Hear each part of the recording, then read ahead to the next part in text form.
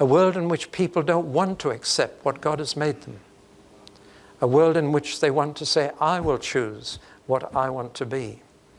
Most of the men I've counseled, and some I've managed to persuade not to go ahead with it, have been men who wanted to be looked after rather than the responsibility of looking after anyone else. That's what I've discovered. They want to be a woman and have a man to look after them, rather than face up to the responsibilities of being a man under God. Well, that's been society's trend, and this gave me a burden to help men to be men. Not that I count myself a model for manhood, but nevertheless, I have that burden to help men to be men before God, to be what God meant them to be. So we have many women now in men's spheres. Almost at random, I've got a whole lot of cuttings here I've collected over the last few years. This is one of the biggest changes. Women now use guns and drop bombs. The Gulf War was the first, but now it's normal for women to kill. It's only 3 or 4 years since the British forces ceased to put men only in the fighting line. That's a gigantic change. Our grandfathers would have been absolutely astonished at the development. Boxing, wrestling. There's a whole debate about boxing at the moment, but it will open up. Women want to do everything men can do. Not many of them are asking to go down the coal mines yet. There's the champion arm wrestler. It's a woman. And it was in an Australian newspaper that was really attacking me for speaking against feminism. So above the article, really gunning for me in the newspaper, was this picture of this champion arm wrestler. We're still not at the end of the trend. It was Oscar Wilde who was asked by a lady at a dinner, what is the essential difference between you as a man and me as a woman? He said, Madam, I cannot conceive. Which was a typical Oscar Wilde cliche. Nevertheless, that is now obsolete. When I was in Paris, I talked to some doctors, and they said, we have found it is possible to impregnate a man. And I heard a couple talking, and the husband was saying to his wife, you've had 3 children. If you have any more, sorry, 2 children. If you have any more, it'll ruin your figure. I don't want you to have any more. I'm going to have the next one. And in any case, I want the experience.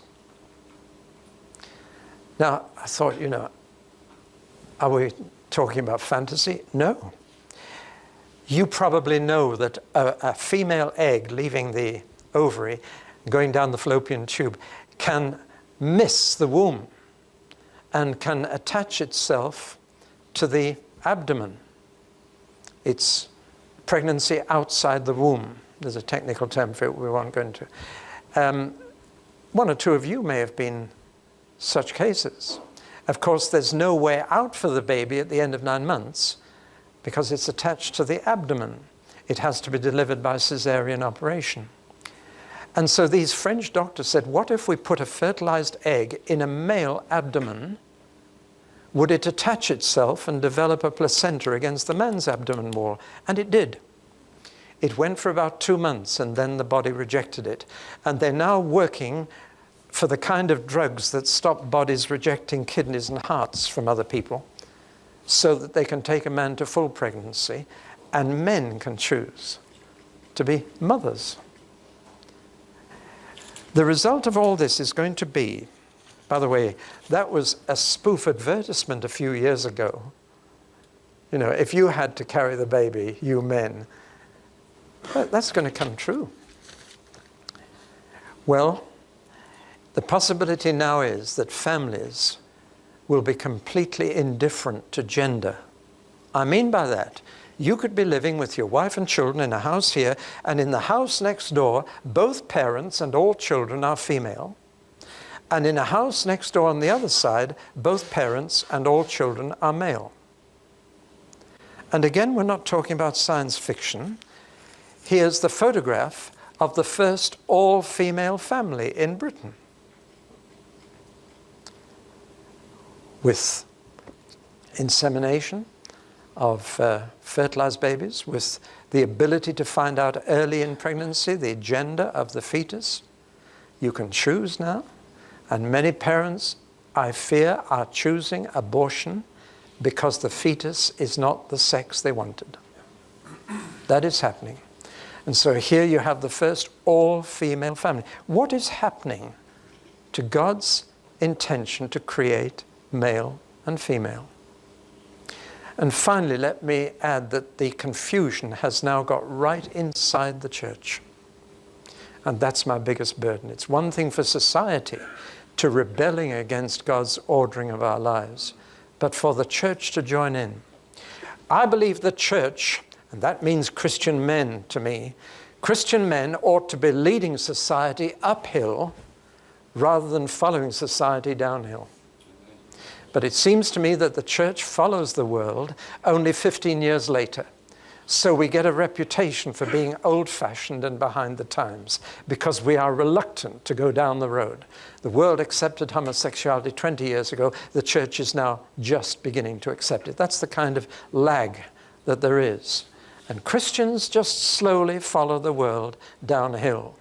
Divorce is becoming as frequent within the church as it was outside 20 years ago. And so the church goes slowly downhill, dragging its feet after everybody else, but gradually adapting to current mores and standards, whereas it should be leading the world uphill. Now, these are not horror stories. I'm just setting a scene. There is now a new Bible, officially produced by the major denominations in America, called the Inclusivist Version, in which all sexism, quote, has been removed. Jesus is no longer son of man. He is child of human being. God is no longer father. He is father, mother. And the whole Bible has been retranslated and altered quite deliberately, and it's officially the Bible of the whole major denominations. It's not yet got over here, but it's coming. A review of that in the New York Herald Tribune, I think, a reviewer said this, and I thought it was one of the wittiest and cleverest remarks I'd heard. He said, "The devil must be laughing her head off." Now, that isn't just a joke, because in the inclusivist version, the devil is still male, which rather gives the game away, doesn't it? It is sheer prejudice. The BBC morning service is now praying to Mother in heaven. I wrote a letter to them, and I've got the reply from the BBC. We have had very few objections, and we have to reflect current trends in our religious services. So pray to God, she'll help you. I could take you to an Anglican cathedral where they've installed a new crucifix above the high altar. It is life-size. It was sculpted by Sir Winston Churchill's granddaughter by the name of Soames. On it, the figure of Christ is totally nude. That is as it should be. That little bit of cloth draped around his private parts is just not true to crucifixion. The humiliation of it was to be stuck up there stark naked, but the church of the Middle Ages didn't want people to know that Jesus was circumcised and a Jew. But that's another story. But on this crucifix I'm talking about, today's crucifix, not only is Jesus life-size and totally nude, he is totally female. And this is hanging above the altar. Men have told me that they often have trouble with wrong thoughts when they come to communion. It seems if coming to Holy Communion, the devil tries to rob you of the holiness of it by putting a wrong thought in your mind. Can you